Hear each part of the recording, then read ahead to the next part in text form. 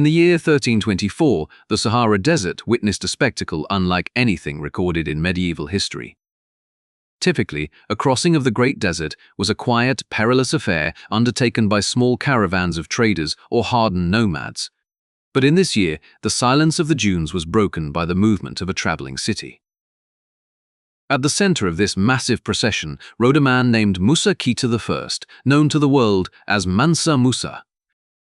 Mansa Musa was the ruler of the Mali Empire, a vast state that stretched across much of West Africa, encompassing parts of modern-day Mali, Senegal, the Gambia, Guinea, Niger, Nigeria, Chad, and Mauritania.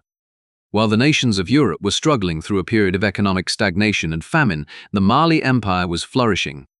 It was a hub of trade and culture, sitting strategically atop the Bambouk and Bure goldfields.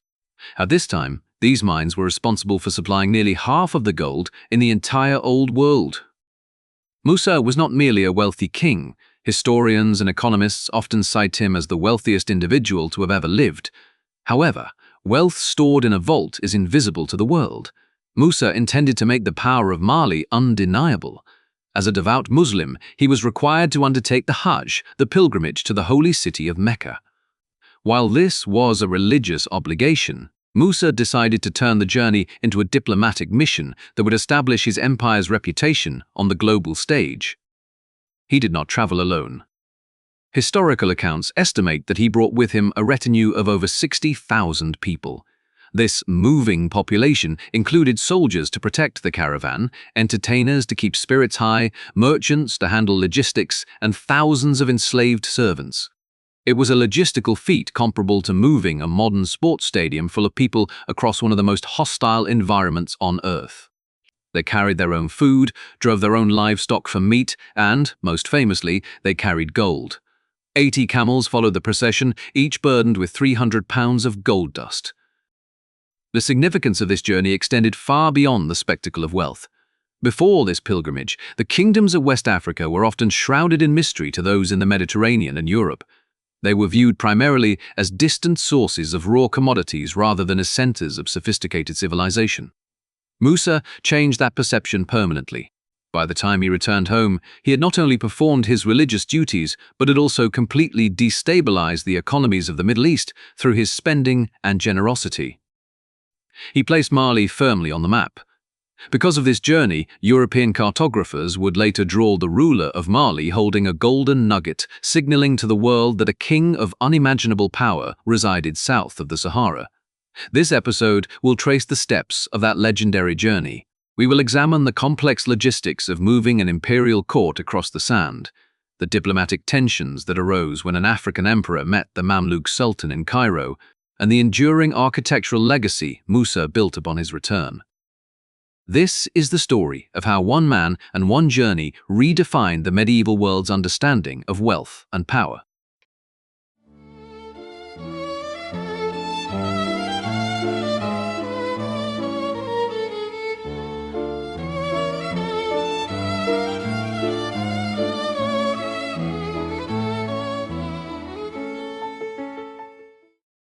Part 1. The Departure from Niani. The year was 1324. The location was Niani, the thriving capital of the Mali Empire, situated on the fertile plains near the Sankarani River. In the 14th century, Niani was a bustling metropolis of trade, agriculture, and administration, serving as the beating heart of an empire that covered over 400,000 square miles. For months leading up to the departure, the city would have been in a state of organized chaos.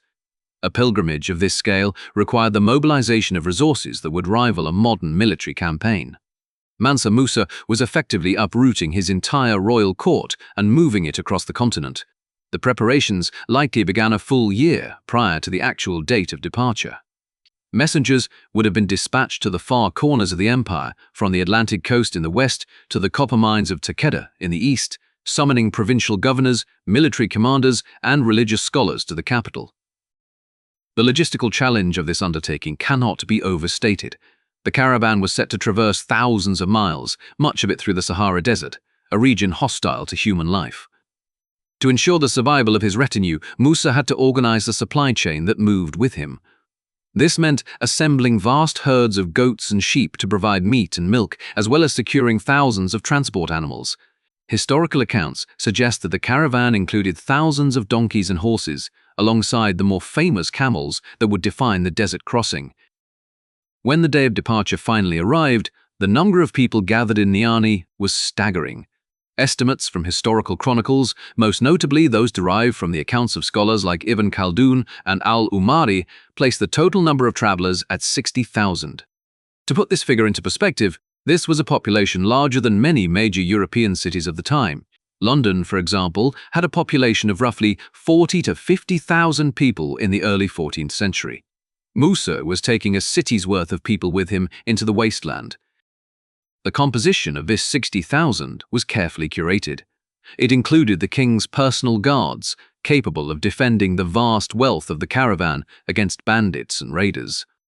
It included 12,000 enslaved servants, whose roles ranged from domestic labor to the transport of goods. Beyond the service staff, the caravan was a mobile government.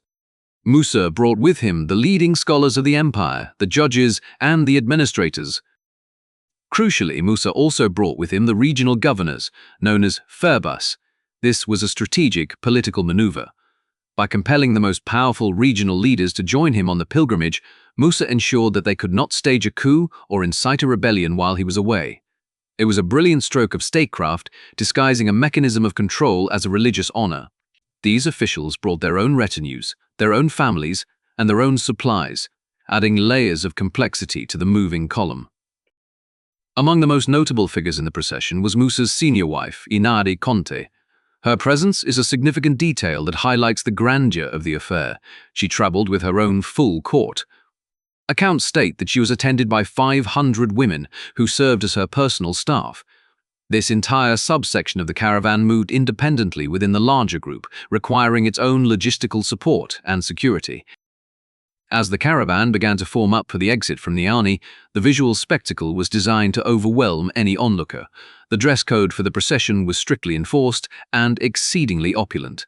The 12,000 servants were reportedly dressed in tunics of fine Persian silk and brocade. In a region where cotton was the standard fabric, the use of imported Persian silk for servants was a deliberate display of excessive wealth. It signaled to anyone watching that the Mali Empire was so rich that even the lowest-ranking members of the royal household were clothed in materials that would be reserved for nobility elsewhere. However, the true centerpiece of the departure was the gold. This was the element that would cement the legend of Mansa Musa in the minds of historians and economists for centuries to come. The gold was transported in two distinct ways, each serving a different purpose. First, there were the camels. 80 to 100 camels formed a specific section of the caravan. These were not ordinary pack animals carrying grain or water. They were the heavy lifters of the treasury. Each camel was burdened with 300 pounds of gold dust. This gold dust was the primary currency of the region, used for large-scale trade and payments. The weight of this cargo, roughly 24,000 to 30,000 pounds of gold, is difficult to comprehend. In modern terms, the value would be in the hundreds of millions, if not billions of dollars. These camels were likely guarded by the elite cavalry as they represented the liquid assets of the empire. The second method of displaying wealth was far more theatrical. Preceding the king was a column of 500 enslaved men. Each of these men carried a staff made entirely of gold. These staffs were reported to weigh approximately 6 pounds each. This was not gold for spending, this was gold for show. It was a ceremonial display intended to announce the arrival of the king. As these 500 men marched, the sunlight glinting off the gold staffs would have created a visible ripple of light that could be seen from miles away. It was a psychological weapon designed to awe subjects and foreign dignitaries alike. Mansa Musa himself rode at the center of the column. While some later European depictions show him on a throne, it is most likely he rode a horse during the savanna portions of the journey. Horses were symbols of warrior status in the Mali Empire. He would have been surrounded by his griots. The griots were the oral historians, the storytellers, and the keepers of the culture. In a society that prioritized oral tradition over written records, the griots were essential. They were there to record the events of the pilgrimage, to sing the praises of the king, and to ensure that his deeds would be remembered by future generations. Their presence confirmed that Musa viewed this journey as a history-making event. He was bringing his own press corps to document the narrative. As the order was given to move, the sound would have been deafening. The beating of large ceremonial drums, the blowing of elephant tusk horns, and the collective noise of tens of thousands of people and animals setting into motion would have shaken the ground. The column likely stretched for miles. It is said that when the vanguard of the caravan reached the next town, the rearguard had essentially not yet left the previous one. The initial leg of the journey took them northeast, moving away from the lush tropical forests of the south and into the savanna belt. They traveled through the heartlands of the empire, passing through towns and villages that owed allegiance to Mali. In these early stages, the logistics were manageable. They were still within friendly territory where food could be requisitioned or purchased from local granaries. The villagers along the route would have lined the roads, witnessing a parade of wealth that reinforced the divine right of their king to rule. It is important to note the specific timing of the departure. To cross the Sahara safely, one had to time the seasons perfectly. Leaving Niani, they had to traverse the Sahara, the transition zone between the grassland and the desert, before arriving at the true desert edge. The target was the trading city of Walata, the northernmost outpost of the empire. This initial trek from Niani to Walata was the rehearsal for the real challenge. It allowed the caravan masters to organize the marching order, to settle disputes, and to get the animals accustomed to the rhythm of the march. During this phase, Musa's actions were those of a benevolent administrator. As the caravan passed through the provinces, he dispensed justice and charity. If a local governor required assistance, Musa had the resources on hand to provide it. If a mosque needed repair, he ordered it done. This reinforced the internal stability of the empire. The people saw their king as a tangible presence with the power to alter their immediate reality. The supplies carried by the caravan were not just for survival, they were trade goods. The Mali Empire was a producer of cotton, kola nuts, and ivory. While gold was the headline item, the caravan was also a massive mobile market. Merchants traveling with the group would engage in trade at every stop, buying local goods and selling items from the capital. This economic activity turned the pilgrimage into a traveling stimulus package for the towns they visited. However, the mood would have shifted as they approached Walata. The greenery of the savannah began to fade, replaced by the scrub brush and red dust of the Sahel. The trees became fewer and smaller. The air became drier. The travelers would have felt the temperature rising during the day and dropping sharply at night. At Walata, the reality of what lay ahead would have set in. This was the edge of the known world for many of the savannah dwellers in the retinue. Beyond Walata lay the sea of sand. The departure from Niani was more than just a physical movement. It was a statement of intent. By emptying his capital of its elite and its wealth and marching them north, Mansa Musa was signaling that Mali was no longer content to be a wealthy but isolated power at the edge of the world. He was bringing Mali to the center of the Islamic world. The organization required to move 60,000 people is worth reflecting on. There was no refrigeration, meaning meat had to be walked on the hoof until it was needed. Water had to be carried in goatskin bags, which required constant maintenance to prevent leaking. Sanitation for a group this size posed a massive risk of disease, requiring strict discipline regarding where people camped and where waste was disposed of. The fact that the caravan did not disintegrate into chaos within the first week is a testament to the administrative competence of the Malian state. The leadership structure within the caravan was strictly hierarchical. The king was the ultimate authority, but the day-to-day operations were likely handled by a designated caravan master, a role of immense responsibility. This individual had to coordinate the movement speeds of different sections. The camels moved at a different pace than the horses, and the pedestrians moved slower than both. To keep the column together, or at least coordinated, required a complex system of signals, likely involving flags or drums, to tell sections when to halt, when to water the animals, and when to set up camp for the night. As they marched, the gold dust carried by the camels was not merely dead weight, it was a constant security concern. While they were within the borders of the Mali Empire, the sheer size of the army, thousands of soldiers armed with spears, bows, and cavalry swords, was enough to deter any local bandits. However, the commanders knew that once they entered the uncontrolled territories of the desert, the gold would become a beacon for every raider in the Sahara. The departure from Niani therefore involved the establishment of a rigid military perimeter that would need to be maintained for months. The departure also marked a cultural shift for the participants. For many of the enslaved servants and even the soldiers, this was their first time leaving the immediate vicinity of their birth. They were walking into the unknown. They had heard stories of the great cities of the East, but these were abstract concepts. Now, they were walking towards them. The psychological impact of leaving the safety of Niani, with its familiar rivers and crops, cannot be underestimated. One specific detail regarding the provision of food involves the preparation of dried goods. Before leaving Niani, it is likely that massive quantities of millet, rice, and sorghum were processed and dried to reduce weight and prevent spoilage. The women of the court and the enslaved servants would have spent weeks grinding grain and preparing couscous that could be reconstituted with water. This dietary planning was the fuel that allowed the engine of the caravan to run. As the skyline of Niani faded behind them, obscured by the dust cloud raised by thousands of feet and hooves, the golden pilgrimage had officially begun. The caravan was a self-contained world, a microcosm of the Mali Empire moving slowly across the landscape. They carried their religion, their culture, and their immense wealth with them.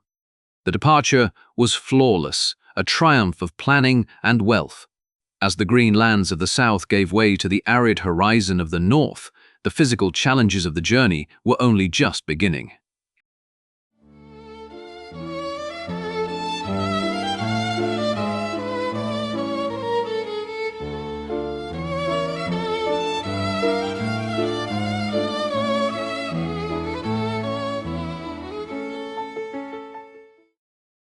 Part 2. Crossing the Sea of Sand. The transition from the Sahel to the true Sahara is not instantaneous, but for the 60,000 travelers leaving the trade city of Walata, the shift would have felt abrupt and terrifying. They were leaving the safety of the Mali Empire's northernmost outpost and entering a region known to the locals as the Land of Fear. This was the second phase of the journey, crossing the Sea of Sand, a logistical nightmare that would test the resolve of Mansa Musa and the organizational capacity of his entire court. The caravan moved north into the vast emptiness. The landscape stripped itself of all familiarity. The scrub brush and acacia trees that had dotted the savannah disappeared. The red dust of the south was replaced by shifting dunes and hard-packed gravel plains. Here, the sun was a persistent threat. In the 14th century, there were no maps for this region, at least not in the way we understand them today. Navigation was dependent entirely on the knowledge of hired guides, specifically the Sanhaha and Tuareg nomads who called this hostile environment home. Musa, for all his power and wealth, was entirely at the mercy of these guides. The relationship between the Malian court and the desert nomads was complex. While the nomads were often subjects of the empire or trading partners, out here in the deep desert, the power dynamic shifted. If the guides became lost, or if they were bribed by enemies to lead the caravan astray, the entire city of 60,000 people would perish within days.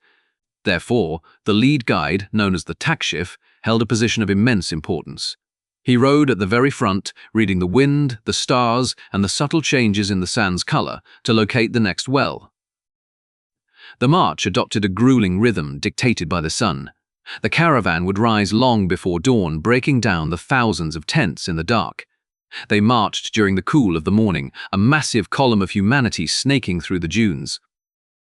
As the sun climbed and the temperature soared past 100 degrees Fahrenheit, the order would be given to halt. Tents would be pitched again to provide shade, and the camp would rest through the blistering heat of the afternoon, only to resume activity or travel again as the temperature dropped in the evening. The most critical resource was water. The logistics of hydrating 60,000 people and tens of thousands of animals in a desert are staggering. Historical estimates suggest that a human needs roughly a gallon of water a day in such conditions just to survive, not including water for washing or cooking. The animals needed even more. The horses, unaccustomed to the desert, were particularly vulnerable and required constant care. To manage this, the caravan was carrying a reservoir with it. Thousands of camels were dedicated solely to carrying water. They bore gerbers, large bags made from whole goat skins, treated with oil and resin to be watertight. These skins were filled at every available well. The water they held would become hot, brackish, and taste of leather, but it was the only thing standing between the travelers and death. The caravan masters had to enforce strict rationing. To waste water was a crime likely punishable by severe measures. A major landmark on this perilous route was the settlement of Takaza. This was a grim industrial outpost located in the heart of the desert, famous for one thing: salt. In the medieval economy of West Africa, salt was a commodity almost equal in value to gold. Humans need salt to retain water, making it vital for survival in the tropics. The mines of Takaza were the source of this wealth. The arrival of Musa's caravan in Takaza would have been a shock to the senses. Accounts from travelers like Ibn Battuta, who visited the region a few decades later, described Takaza as a place of misery. It was a village where the houses and the mosque were built entirely from blocks of rock salt, roofed with camel skins. There were no trees, no vegetation, and nothing but the blinding white glare of the salt flats. The water there was brackish and salty, irritating the throats of those who drank it. For the sophisticated members of Musa's court, accustomed to the green comforts of Niani, Takaza was a dystopian nightmare. It was inhabited primarily by the enslaved workers of the Masufa tribe, who dug the salt in brutal conditions. Yet, Musa had to stop here. It was a necessary waypoint to restock supplies and, more importantly, to conduct business. Even on a pilgrimage, the machinery of the empire did not stop. Musa likely used this stop to solidify the salt trade rates, exchanging some of the gold dust carried by the camels for guarantees of salt shipments back to his capital. The exchange highlighted the economic engine of the journey, the gold of the south meeting the salt of the north. Leaving Takaza, the isolation deepened. The distance between wells increased. This is where the caravan functioned, most like a moving city. Despite the harsh conditions, the hierarchy remained rigid. The royal court maintained a semblance of their luxury. Musa's tent was a mobile palace, furnished with rugs and cushions transported from the capital. Meals were prepared with a complexity that defied the environment. Dried meats, grains, and spices brought from Mali were cooked by the royal chefs. It is said that the king never ate in public, maintaining a divine separation from his subjects even in the wastes. However, the defining image of this desert crossing is the observance of the Friday prayer. Mansa Musa was a devout Muslim, and the primary purpose of this journey was religious. The rules of Islam require the faithful to pray 5 times a day with a congregational prayer on Fridays. In the middle of the Sahara, this ritual took on a surreal magnificence. On Fridays, the entire caravan, stretching for miles, would grind to a halt. 60,000 people would stop their march. The animals would be corralled and silenced. In the vast silence of the desert, where the wind usually dominates, a new sound would emerge, the call to prayer given by the muezzins. The king, dressed in pristine white cotton or silk, would take his place at the front of the congregation. Behind him, rows of thousands of men would line up in perfect precision on the sand, facing northeast towards Mecca. The visual of thousands of men bowing in unison on the dunes, surrounded by nothing but the horizon, served a dual purpose. Spiritually, it fulfilled their obligation. Politically, it reinforced the unity and discipline of the group. It reminded everyone, from the highest general to the lowest porter, that they were part of a single, cohesive body under the command of God and the king. The sermon, or khutbah, delivered by the accompanying imam, would echo over the crowd, likely speaking of the trials of the journey as a test of faith, bolstering the morale of the travelers who were suffering from exhaustion and heat. Not everyone survived the crossing. A caravan of this size inevitably left a trail of tragedy. The elderly, the weak, and the sick who could not keep up would have perished. In the desert, a fallen traveler cannot simply be waited for. The caravan must move to reach the next water source. While the elite rode on horses and camels, thousands walked. The mortality rate among the walking servants and the livestock was likely significant. The route they followed was lined with the bleached bones of animals from previous caravans, a grim reminder of the stakes. There were also external threats. The Sahara was the domain of bandit tribes who viewed a caravan, even one this size, as a potential target. While Musa's army of thousands was a deterrent against a full-scale assault, stragglers and the rearguard were vulnerable to picking off. The soldiers had to remain vigilant, constantly patrolling the perimeter of the moving column. At night, the camp would have been a fortress, with watchfires burning and guards stationed to spot the silhouette of raiders against the starlit sky. As weeks turned into nearly 2 months of desert travel, the psychological toll would have been heavy. The sensory deprivation of the desert, the lack of color, the constant wind, the silence can induce a state of madness or deep lethargy. To combat this, the griots played a crucial role. Around the campfires at night, they would recite the epics of Sundiata Keita, the founder of the empire, and the lineage of the ancestors. These stories provided a tether to home and a reminder of the identity they carried with them. The sound of the kora and the balafon would drift through the camp, a defiant assertion of culture in a void. The logistics of waste management also cannot be ignored. 60,000 people produce a massive amount of waste every day. In a static city, there are systems for this. In a moving column, strict discipline is required to prevent the outbreak of dysentery or cholera. The campsites had to be organized so that latrines were dug far from the sleeping quarters and, crucially, far from any water sources they encountered. The fact that the caravan arrived in Egypt largely intact suggests that the Malian adherence to cleanliness and order was rigorously enforced. Navigating the Sea of Sand also involved crossing the Tuat region, a series of oases in modern-day Algeria. This was the first sign that they were approaching the northern rim of the desert. The sight of date palms and green vegetation after weeks of nothing but rock and sand would have caused a wave of relief to ripple through the column. Here, the caravan could finally restock properly. They could trade for fresh dates, vegetables, and clean water.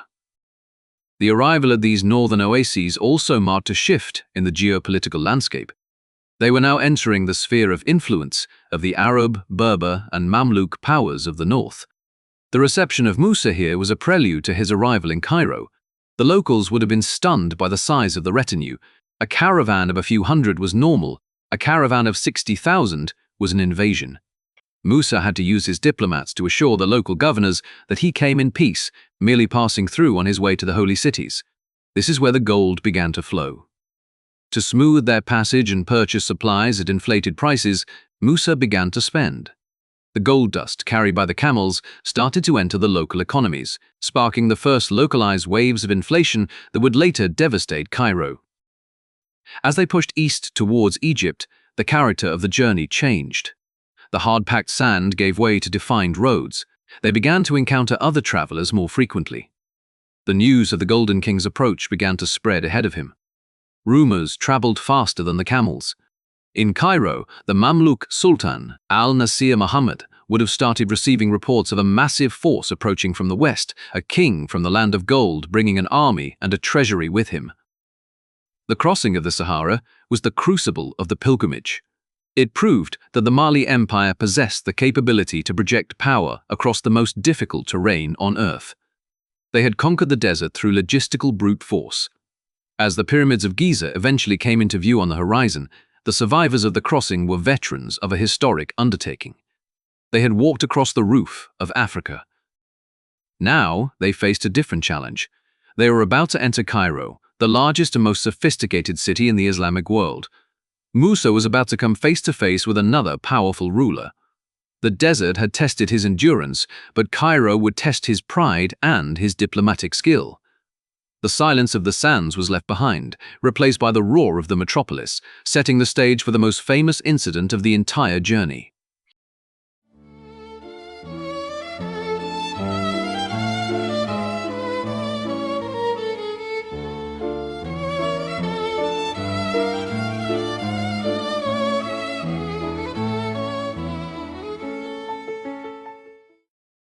Part 3. The Standoff in Cairo. The arrival of the Malian caravan in Egypt marked the end of the struggle against nature and the beginning of a delicate struggle for political recognition. In July of 1324, the 60,000 travelers emerged from the western desert, and the great pyramids of Giza came into view. For the vast majority of Musa's retinue, who had spent their lives in the flat savannas of West Africa or the rolling dunes of the Sahara, the sight of these ancient stone mountains would have been incomprehensible. They did not stop to marvel as tourists. They were there to make camp. Mansa Musa ordered the caravan to settle in the area near the pyramids, roughly 3 days' march from the heart of Cairo. The location was strategic. It kept his massive army intact and separate from the general population of the city, preventing immediate friction while still remaining close enough to conduct diplomacy. Cairo, in the 14th century, was the center of the Islamic universe. Under the rule of the Mamluk Sultanate, it was a metropolis of over 500,000 people, teeming with universities, hospitals, and markets that connected the Mediterranean to the Indian Ocean. The ruler of this domain was the Sultan al-Nasir Muhammad. Al-Nasir was a formidable figure. He was a Mamluk, a member of a caste of slave soldiers who had risen to become the masters of Egypt and Syria. The Mamluks were renowned for their martial prowess and their rigid, complex court protocols. They viewed themselves as the guardians of the holy cities of Mecca and Medina, and, by extension, the leaders of the Islamic world. To them, kings from the fringes of the map were expected to pay homage, to act as vassals, acknowledging the supremacy of the Sultan. Musa Kita I had no intention of being a vassal. He was an emperor in his own right, the Lion of Mali, possessing wealth that likely dwarfed the contents of the Sultan's own treasury. He saw himself as a brother to the Sultan, not a servant. This clash of worldviews set the stage for a diplomatic standoff that nearly derailed the entire pilgrimage. The friction began almost immediately. Sultan al-Nasir, hearing of this opulent arrival, sent an official invite for Musa to visit the citadel, the imposing fortress that loomed over Cairo. This was standard protocol. A visiting dignitary must present themselves to the ruler. However, Musa declined. He spoke to the Sultan's envoy with polite deflection. He stated that he was strictly on a religious pilgrimage. He claimed that he did not wish to mix political affairs with his sacred duty and therefore would not take up the Sultan's valuable time. He insisted he simply wanted to pass through on his way to Mecca. This was a thinly veiled excuse. The real reason, as later recorded by the historian Shihab al-Umari, was that Musa knew what a visit to the citadel entailed. The Mamluk court protocol demanded that any visitor, regardless of rank, must perform the khidmah. This involved kissing the ground before the Sultan. For a king who is considered the shadow of God on earth by his own people, the idea of prostrating himself before another man was an insult he could not countenance. The standoff lasted for several days. The Sultan's officials were persistent. They understood that if Musa passed through Egypt without acknowledging the Sultan, it would be a public slight to Mamluk authority. They continued to send invitations sweetened with gifts of food and assurances of safety. Finally, understanding that he needed the Sultan's permission and resources to cross the Sinai Peninsula to reach Mecca, Musa agreed to the meeting. The procession from the pyramids to the citadel was a theater of power. Musa rode with a significant portion of his guards and his court, passing through the bustling streets of Cairo. The citizens of Cairo lined the route, watching this dark-skinned monarch dressed in gold and brocade, surrounded by soldiers holding spears that were tipped with silver and gold. It was a parade designed to show the Egyptians that the Malians were a military power. They arrived at the citadel of the mountain, the fortress built by Saladin. As they moved through the heavy gates and into the winding corridors of the complex, the atmosphere would have been thick with tension. The Mamluk guards, elite soldiers in their own right, lined the walls. The crisis point arrived when Musa reached the main audience chamber. He was met by a high-ranking official, the Mihmandar, whose job was to manage the guests. The official signaled for Musa to perform the khidmah, to kiss the ground before the Sultan who sat upon his throne. Musa stood rigid. He refused. According to the accounts, the moment was incredibly dangerous. In the Mamluk court, refusing a direct command of protocol could be interpreted as an act of hostility. The air in the throne room would have gone silent. The Sultan sat waiting. The guards tightened their grips on their weapons. Musa's own guards were present, and a skirmish inside the throne room would have been a catastrophe. The protocol officer, realizing the gravity of the situation, began to plead with Musa. He whispered to the king, reminding him of the custom, urging him not to cause an incident. He explained that this was simply the way things were done in Cairo, a formality that every ruler observed. Musa finally broke the silence. He spoke loudly so that his voice carried across the hall to the Sultan. He declared, "I will make obeisance to God who created me and brought me into the world." With those words, he bowed. He touched his forehead to the ground. It was a deft, diplomatic maneuver. To the casual observer, he had bowed while facing the Sultan, but he had verbally clarified that his submission was solely to Allah the Almighty and not to the man sitting on the throne. He had satisfied the visual requirement of the Mamluk court while preserving his own sovereignty and religious dignity. The tension broke instantly. Sultan al-Nasir Muhammad, who was a pragmatist, accepted the gesture. He realized that this man was too powerful and too wealthy to be treated as a subordinate. As Musa rose from his prayer, the Sultan did something rare. He invited Musa to ascend the dais and sit beside him on the same level. What followed was a conversation between equals. The two monarchs sat and spoke for a considerable time. They discussed the route to Mecca, the state of their respective nations, and the news of the world. The dynamic had shifted from one of dominance to one of brotherhood. To seal this new friendship, the exchange of gifts began. This was the moment where Musa deployed his soft power to devastating effect. He presented the Sultan with 40,000 dinars of gold. A dinar was a gold coin of substantial weight.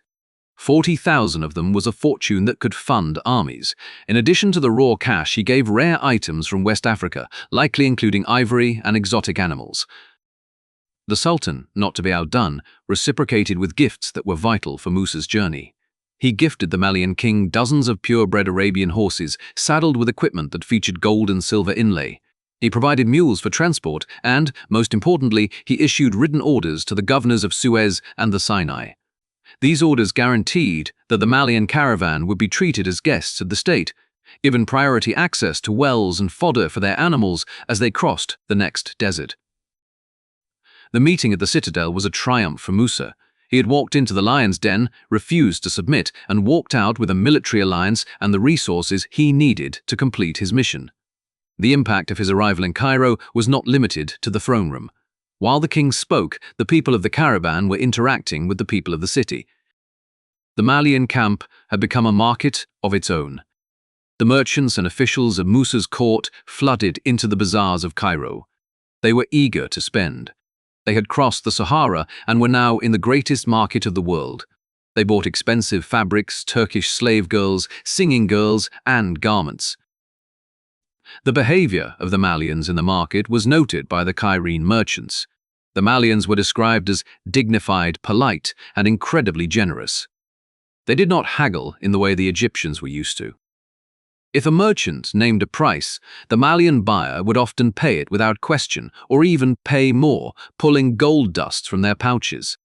They were starved for luxury after months in the desert, and they had the means to acquire it. This spending was a projection of national wealth. Every merchant who sold a bolt of silk to a Malian for an inflated price went home and told his family about the visitors. The rumor mill of Cairo spun into overdrive.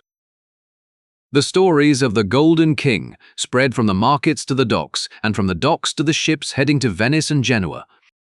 However, there was a darker side to this interaction. The huge number of people in Musa's caravan meant the tragedy was inevitable. The change in diet, the crowded conditions of the city, and the exhaustion from the journey led to sickness. Many of the Malian pilgrims died in Cairo during this stopover. The city of the dead, the great cemetery of Cairo, received many new occupants from West Africa. Furthermore, the cultural differences led to misunderstandings. The Malians were unfamiliar with the currency of Egypt. At this time, Egypt used the gold dinar and the silver dirham. The Malians were used to trading in gold dust and cowrie shells. Unscrupulous Egyptian merchants took advantage of this. They charged the pilgrims exorbitant rates, swindling them out of their wealth. Musa himself was not immune to the predatory nature of the Cairo elite. While the Sultan treated him with respect, the palace officials saw an opportunity for profit. They lent money to the Malians and sold them goods at prices 5 times their value. Later, on the return journey, this exploitation would leave a bitter taste in Musa's mouth, but for now, the gold flowed freely. The stay in Cairo was relatively short, likely only a few weeks. The Hajj season was approaching and the caravan needed to move. The logistics of moving 60,000 people across the Nile and into the Sinai were complex. The Sultan provided boats to ferry the massive retinue across the river. As they prepared to leave Cairo, the atmosphere was festive. The Malians were refreshed. They were now officially guests of the Sultan, protected by his seal. They had new horses, new clothes, and fresh supplies. Musa had successfully navigated the most dangerous diplomatic trap of his reign. But he left something behind in Cairo that would last for years. He left vast quantities of gold. He had given it to the Sultan, to the officials, to the poor, and to the merchants. He had flooded the city with the precious metal. In the medieval economic system, the value of gold was based on its scarcity. By injecting such a massive amount of bullion into the Cairo market in such a short time, Musa had inadvertently broken the economy. As the caravan marched east toward the Red Sea, leaving the pyramids behind them, the merchants of Cairo were beginning to realize that the price of everything was changing. The value of their gold dinars was dropping. The cost of goods was rising. The hyperinflation that would plague Egypt for the next 12 years had begun. Musa, however, was looking forward. His eyes were set on the Red Sea and, beyond it, the holy city of Mecca. He had conquered the desert, and he had charmed the Sultan. Now, he sought to fulfill his covenant with God. The political part of the journey was over. The spiritual climax was about to begin. The story of the standoff in the citadel would be told for generations. The historian al-Umari, visiting Cairo 12 years later, found that the people were still talking about the African king. They spoke of his piety, his wide generosity, and the day he refused to kiss the ground. It was a moment that redefined the geopolitical map. It proved that the King of Mali was a sovereign as powerful, proud, and sophisticated as any ruler in the East. The departure from Cairo was likely a relief for the Mamluk officials, who were exhausted by the scale of the visitation, but they would soon miss the generosity of the guests. As Musa's dust cloud disappeared toward the Sinai, he left a city that was richer in gold but poorer in value, a paradox that economists would study for centuries. The golden pilgrimage continued, carrying the consequences of its wealth with every step.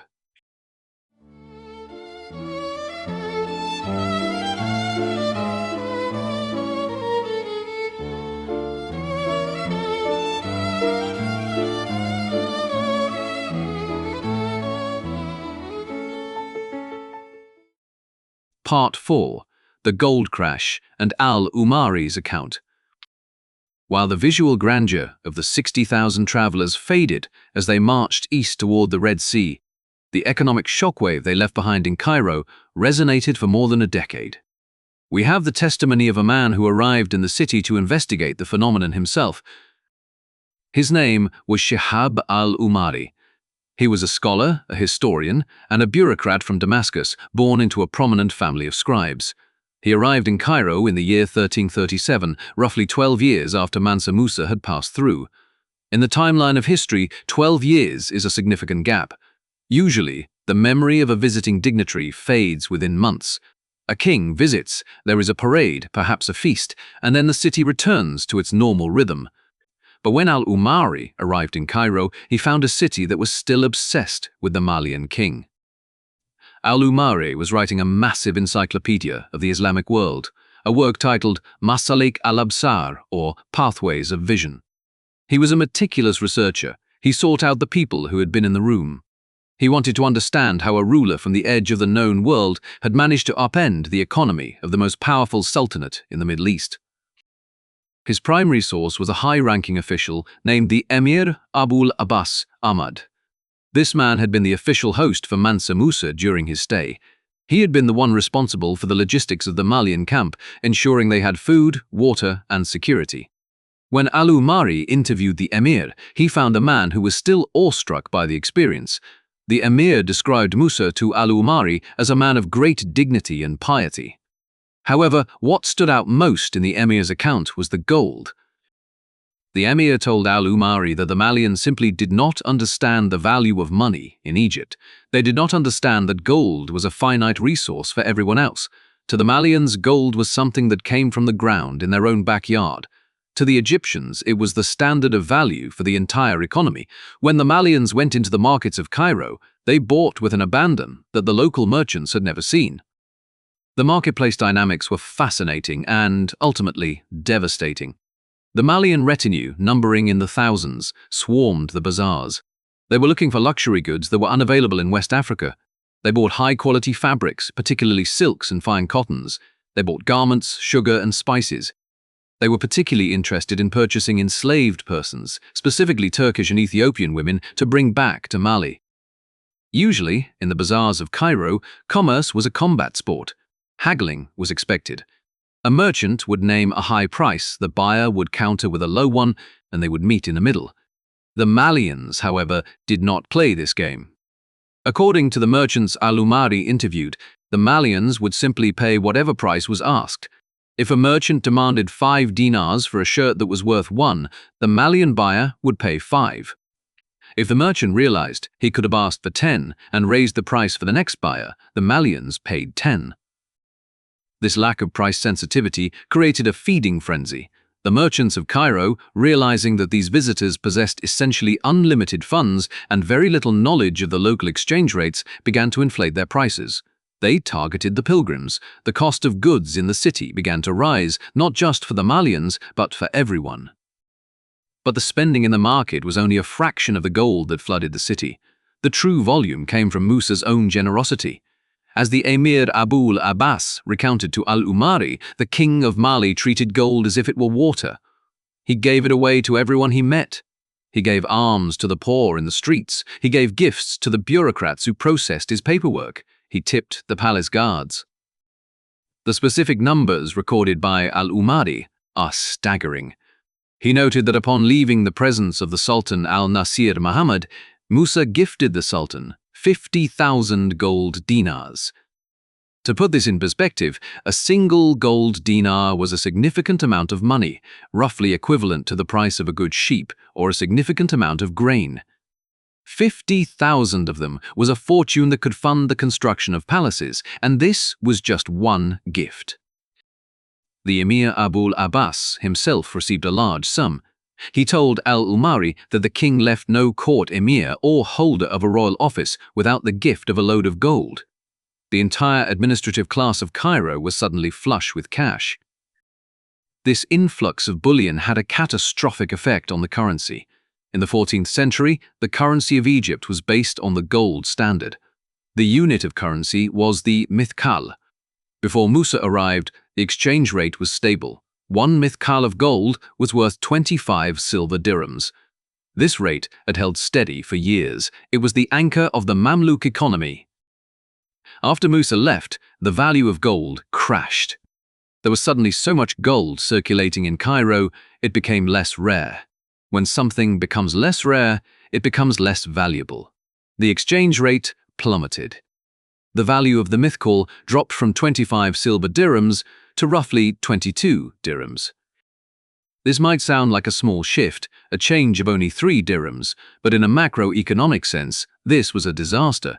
It represented the devaluation of the currency by more than 10%. This meant that the savings of the wealthy were suddenly worth 10% less.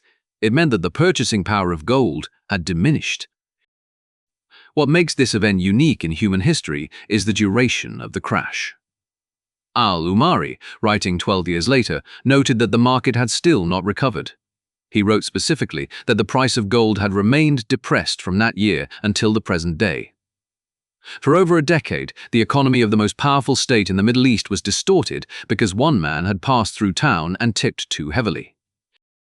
There is no other recorded instance in history of a single individual causing a recession through benevolence.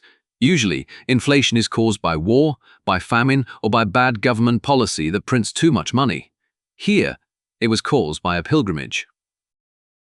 However, Al-Umari's investigation also revealed the other side of the coin. The gold did not last forever. The narrative of the Golden Pilgrimage often focuses on the infinite wealth of Musa, but Al-Umari's account reveals that the journey was so expensive that Musa actually ran out of money. This occurred on the return leg of the journey. After Musa had completed his pilgrimage to Mecca, he returned to Cairo. By this time, the caravan was exhausted. The 300 pounds of gold carried by each of the 80 camels had been spent, given away, or stolen. The thousands of gold staffs carried by the servants were gone. The treasury was empty. The king of Mali, the richest man in the world, found himself in a position of liquidity crisis. He was stranded in Cairo with a retinue that still needed to be fed and watered for the long journey back across the Sahara. He needed cash. Here, the merchants of Cairo, who had previously made fortunes off the naive Malians, saw a new opportunity. They became lenders. The leading Karimi merchants stepped in to loan money to the Malian court, but they did not do so out of charity. They charged interest. Al-Umari records that the merchants lent money to Musa at what he called ruinous rates. The tables had turned. The king who had arrived giving away gold by the handful was now forced to borrow it back at high usury to fund his return home. This detail adds a layer of humanity and realism to the legend. It shows that even the resources of Mali had limits. It also highlights the sophisticated and perhaps predatory nature of the Cairo financial system. The debt was significant. It was so large that Musa had to negotiate a repayment plan. When he finally returned to Mali, he had to send the repayment back to Cairo with the next caravan. This debt repayment kept the connection between Mali and Cairo active for years. It meant that long after Musa had left, Malian agents were arriving in Cairo to settle accounts, keeping the diplomatic channels open. Al-Umari also captured the cultural impact of the visit. He noted that the people of Cairo spoke of the Malians with a mix of admiration and bemusement. They admired their piety. The Malians were observed to be strict in their prayers and the recitation of the Quran. They were embraced as brothers in the faith. However, the Egyptians also viewed the Malians as somewhat provincial. Al-Umari recorded anecdotes about the Malians' unfamiliarity with urban life. There were stories of Malian soldiers becoming lost in the winding streets of Cairo or being easily tricked by street hustlers.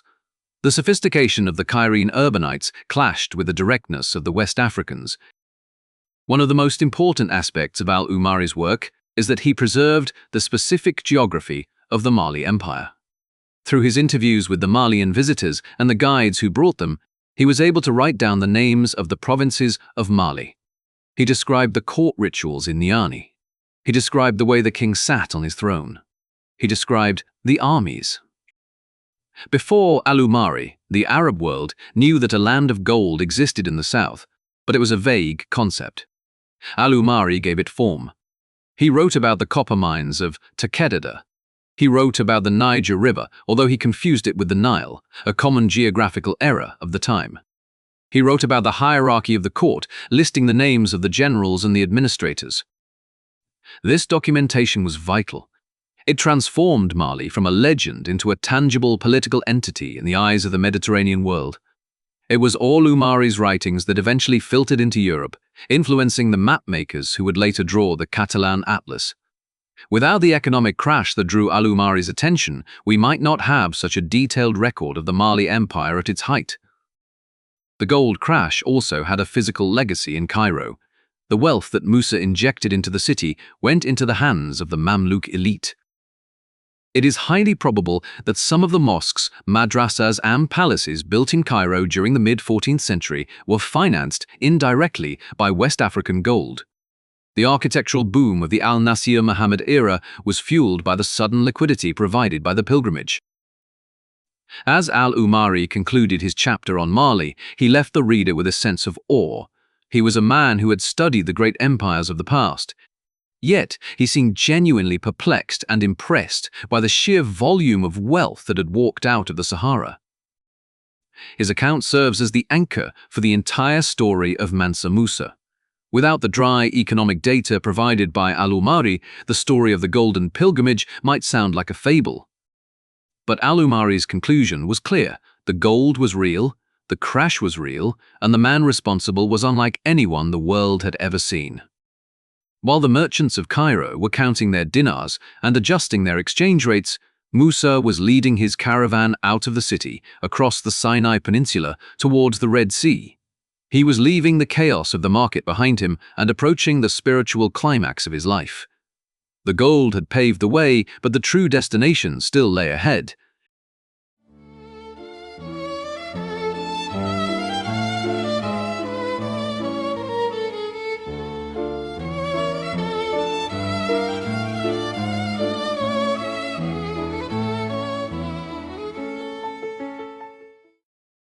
Part 5. The Architect and the Return. The spiritual climax of the pilgrimage took place in the holy cities of Mecca and Medina. After the noise and political maneuvering of Cairo, the arrival in Arabia was a return to the core purpose of the journey. Musa and his retinue, now seasoned by thousands of miles of travel, performed the rituals of the Hajj. They circumambulated the Kaaba, they ran between the hills of Safa and Marwa, and they stood on the plains of Mount Arafat. For Musa, this was the fulfillment of his duty as a Muslim ruler. It validated his authority by divine law, while in the holy cities the king of Mali interacted with scholars, jurists, and fellow pilgrims from the far reaches of the Islamic world, from Persia, India, and Andalusia. It was in these interactions that the next phase of Mali's history was germinated. Musa was there to recruit. Among the thousands of pilgrims in Mecca, Musa encountered a man who would become the most significant addition to his court.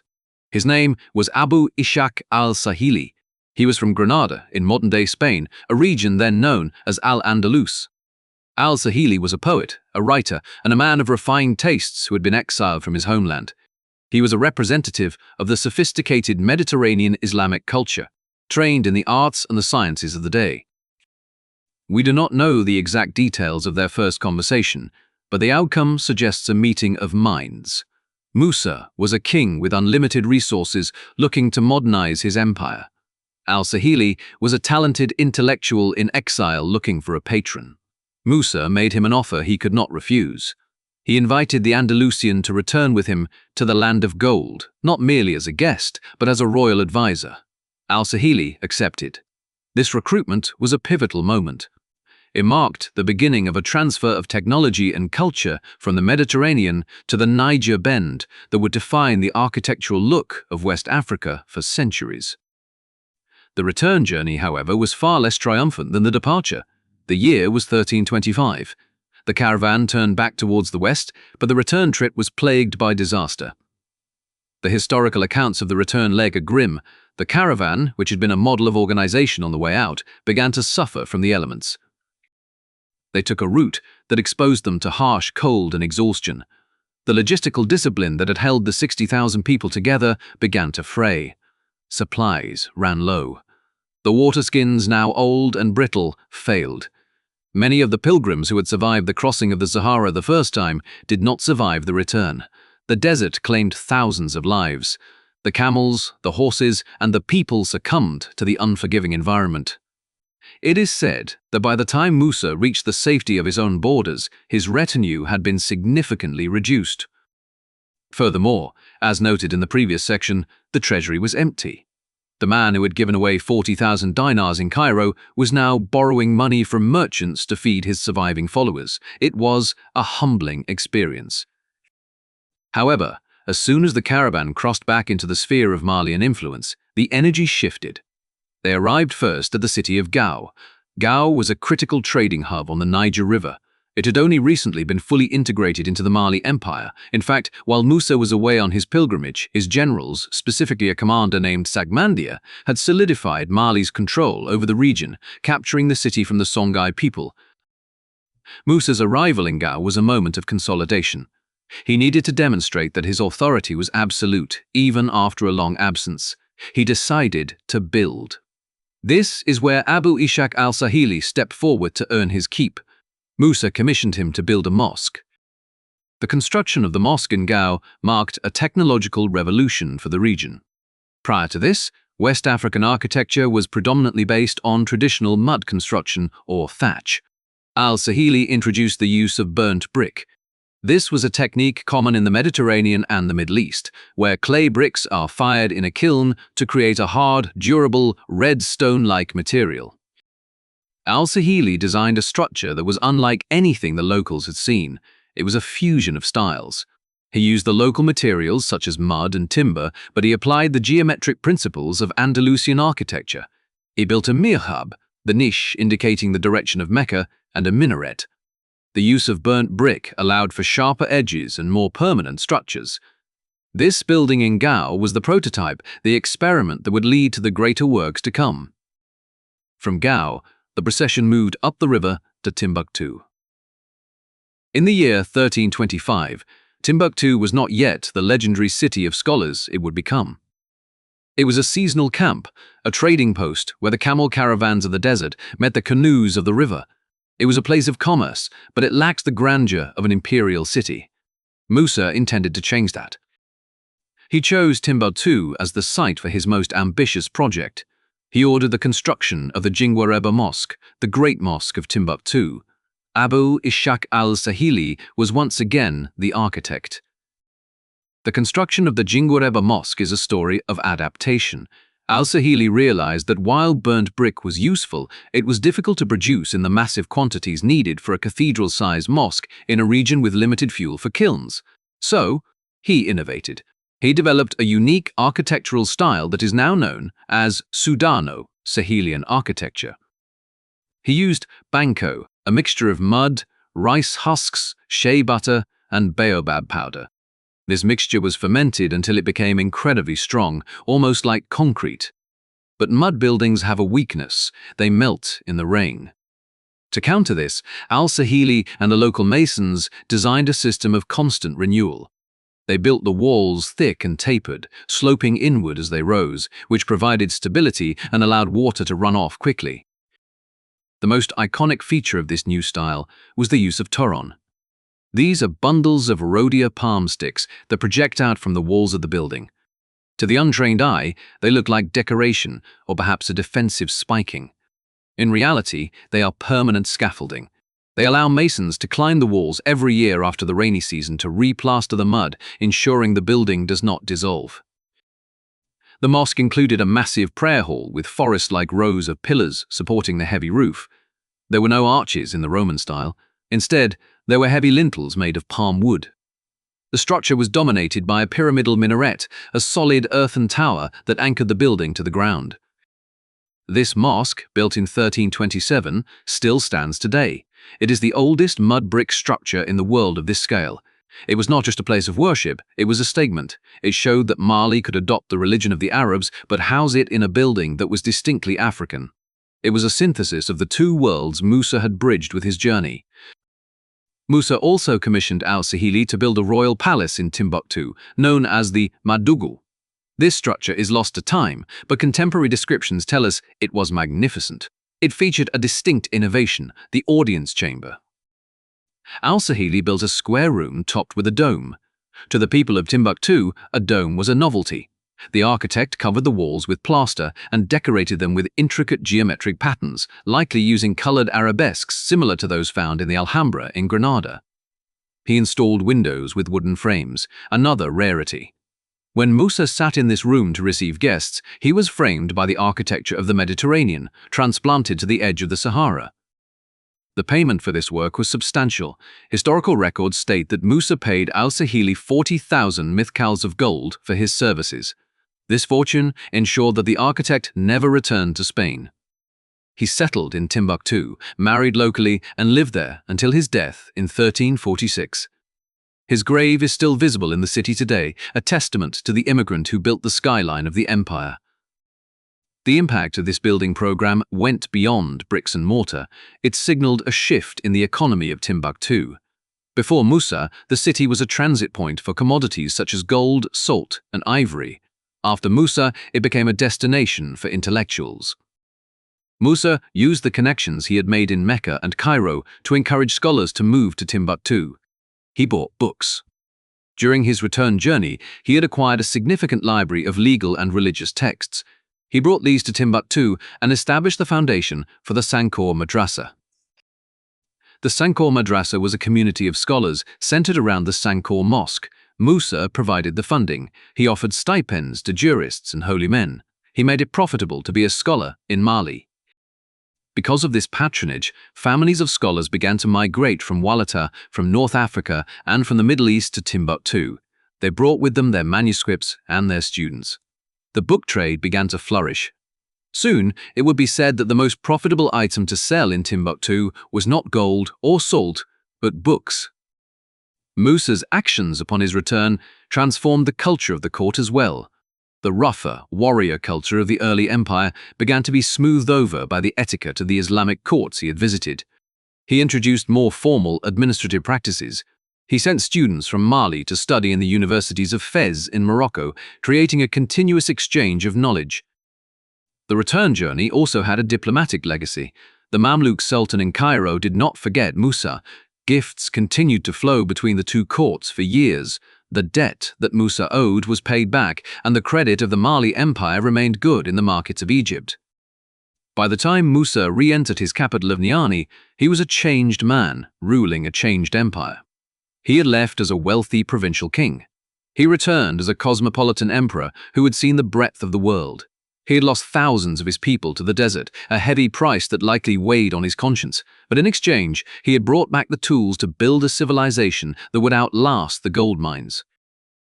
The architectural revolution started by Abu Ishaq al-Sahili spread. The Sudan style of architecture moved down the Niger River. It influenced the design of mosques in Jen and Mopti. The distinct silhouette of the mud brick mosque with its projecting timbers became the visual signature of West African Islam.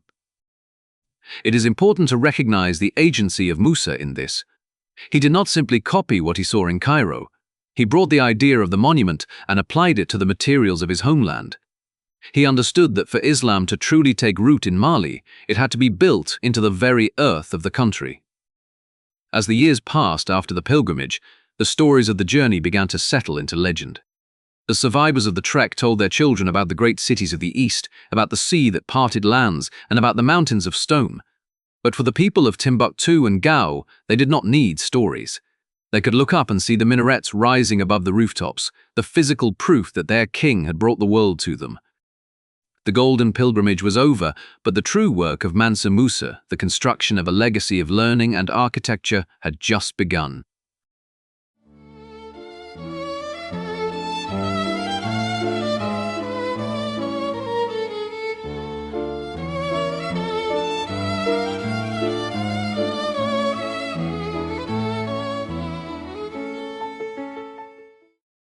Part 6. The Mapmaker's Legacy. The final, and perhaps most enduring, chapter of this saga took place thousands of miles away, across the Mediterranean Sea, in a quiet workshop on the island of Majorca. It happened 50 years after the pilgrimage, in the year 1375. This part of the story explores how the legend of the Golden King was codified into the European consciousness. By the late 14th century, the ripples of Musa's spending in Cairo had crossed the sea. The gold he had injected into the Egyptian economy did not stay there. It flowed into the hands of Venetian and Genoese merchants who traded in the ports of Alexandria and Beirut. These merchants brought the gold and the stories of its origin back to Europe. At this time, Europe was suffering from a gold famine.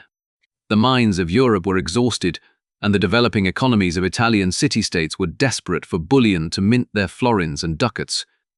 The rumors of a king in the deep south who sat on a mountain of gold were not just idle gossip, they were market intelligence. The focal point of this intelligence gathering was the island of Majorca. This island was home to a unique school of cartographers, predominantly Jewish scholars and instrument makers who lived under the protection of the Crown of Aragon. These map makers were the best in the world at the time. They had access to the knowledge of both the Christian North and the Islamic South. They gathered data from the captains of ships, from travelers, and from the diplomatic reports coming out of North Africa. The master of this school was a man named Abraham Cresques. In 1375, he and his son Jehuda were commissioned by Prince John of Aragon to create a map of the known world. This was intended to be a gift for the King of France, Charles V. It was to represent the sum total of geopolitical knowledge possessed by the Crown of Aragon. The result was the Catalan Atlas. It consists of 6 vellum leaves mounted on wooden panels, illuminated with brilliant colors, gold leaf, and silver. It details the world from the Atlantic coast of Europe all the way to China, but for our story, the most important section is the bottom left panel, which depicts the continent of Africa.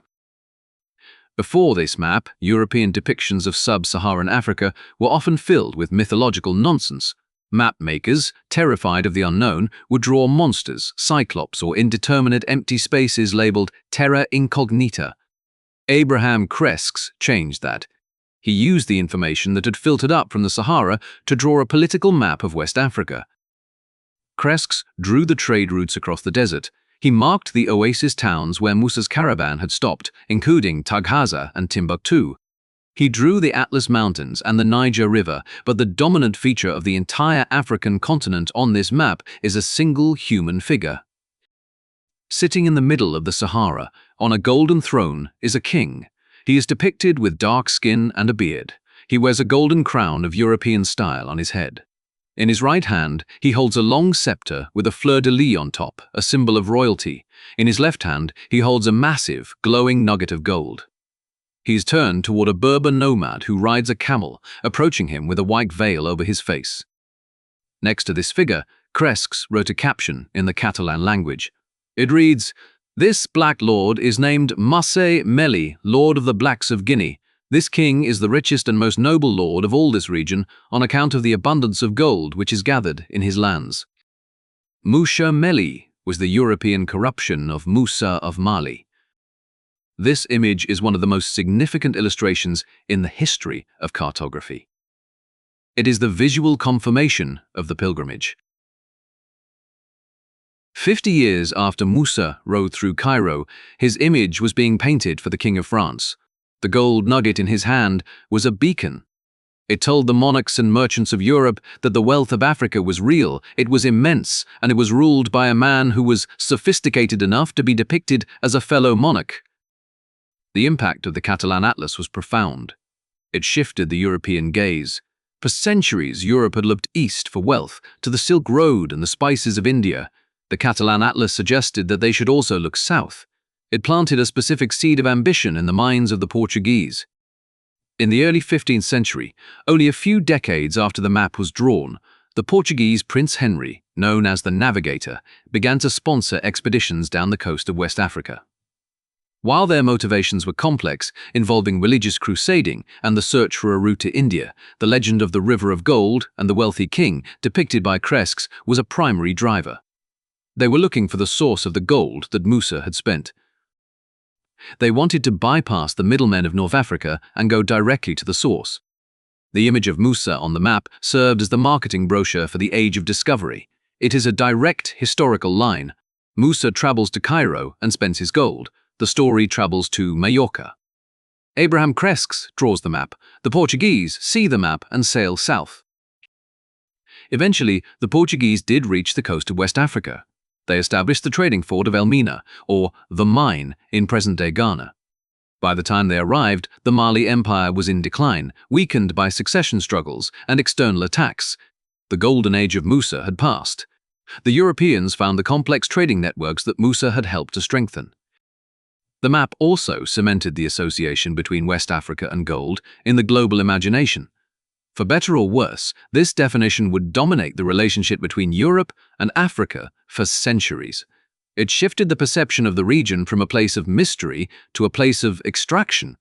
While Musa intended to show his piety and power, the long-term consequence of his display was that it painted a target on his empire.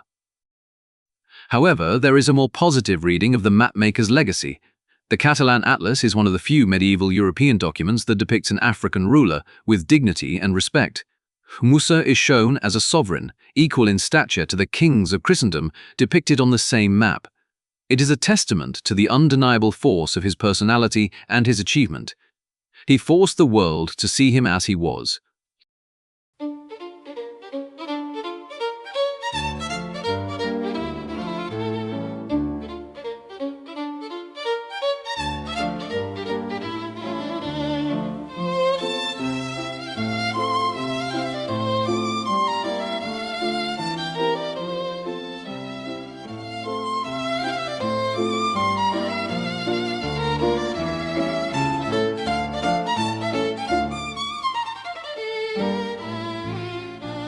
This podcast was entirely produced by Andrew Scott.